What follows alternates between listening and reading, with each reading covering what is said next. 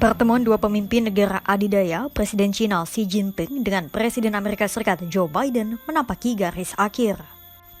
Bukan karena akhir hubungan kedua negara, tetapi Joe Biden yang bakal turun tahta dari kursi orang nomor 1 di Amerika Serikat. Kedepan, atau tepatnya setelah 20 Januari 2025, Xi Jinping bakal menemui Presiden Amerika Serikat yang berbeda, yakni Donald Trump.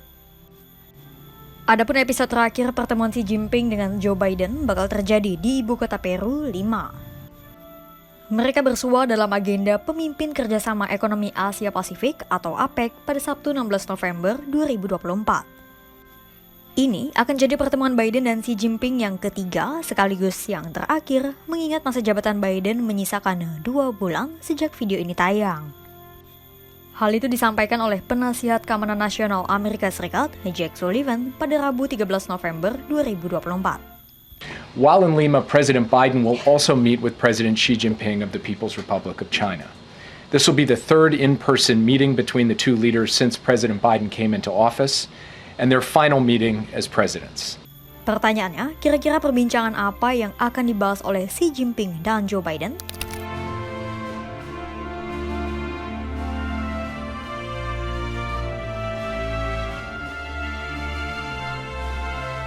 Presiden Departemen Geopolitik dan Kebijakan Luar Negeri CSIS, Victor Cha, menduga topik pembahasan Xi dan Biden tak jauh-jauh dari persaingan dagang China dan Amerika Serikat.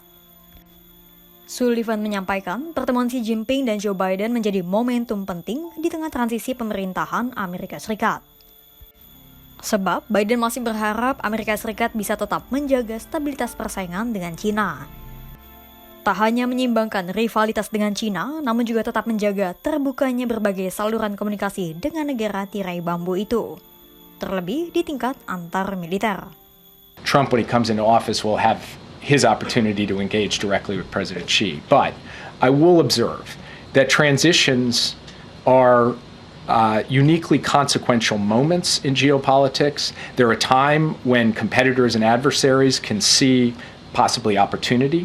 Because you have this change in government here. And so part of what President Biden will communicate is that we need to maintain stability, clarity, predictability through this transition between the United States and China. And he will also really reinforce the point that in order for us to manage this competition responsibly going forward, we have to sustain over the long term the channels of communication at every level, particularly the military-to-military level. Selain itu, persaingan Amerika Serikat dan China menjadi penentu bagaimana dinamika dunia pada 10 hingga puluhan tahun mendatang.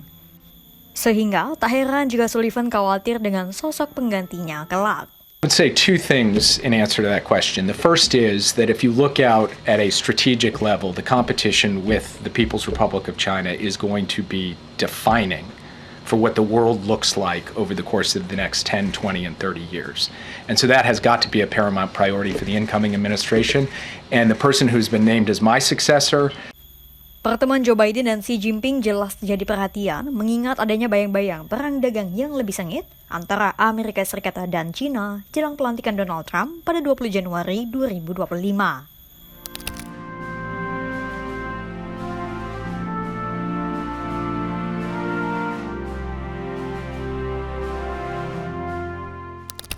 Sejak tahun 2017, Trump selalu menggaungkan jargon andalannya, yaitu America First.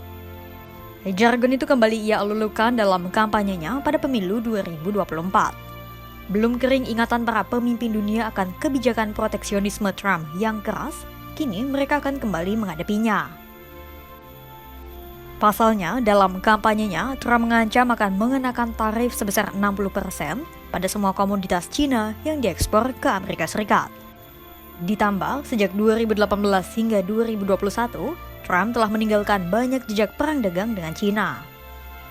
Strategi andalan Trump untuk menekan China adalah dengan meningkatkan tarif impor yang tinggi terhadap barang dan komoditas China yang masuk ke Amerika Serikat. Saat menjabat, Trump telah menerapkan tarif impor yang tinggi terhadap komoditas asal China senilai lebih dari 360 miliar dolar Amerika Serikat. Bahkan, China sampai mengadukan tingkah Trump kepada Organisasi Perdagangan Dunia atau World Trade Organization.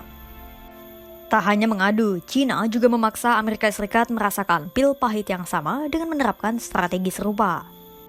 Setiap kenaikan tarif yang dikenakan oleh Trump, China akan membalasnya dengan hal yang sama. Di akhir masa jabatan, Trump sempat melakukan aksi damai dengan China, dan kedua negara adidaya itu duduk bersama untuk mencapai kesepakatan perdagangan. Namun saat pemerintahan beralih pada Joe Biden, proteksionisme Amerika Serikat rupanya tak jauh berbeda dari kebijakan Trump. Bukannya melunak, Biden justru terus melanjutkan perang dagang dengan China. Bahkan ada sejumlah kebijakan Biden yang lebih keras, salah satunya adalah menerapkan tarif bea masuk sebesar 100% untuk mobil listrik China. Pertemuan pamungkas Joe Biden dan Xi Jinping bisa menjadi harapan sekaligus alarm peringatan di tengah lesunya perekonomian dunia akibat peperangan.